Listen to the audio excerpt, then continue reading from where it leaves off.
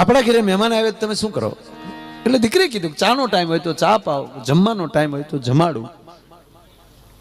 માની લો જમવાનો જ સમય છે, તમે શું કરો? અરે કે મહેમાનને જમાડું, જમ્યા વગર જવા ન દઉં. માની લો કે આપણા ઘરમાં લોટ ન હોય તો તમે શું કરો? દીકરી કે ગાય ઘઉં દળાવી આવું કાં દળી નાખું.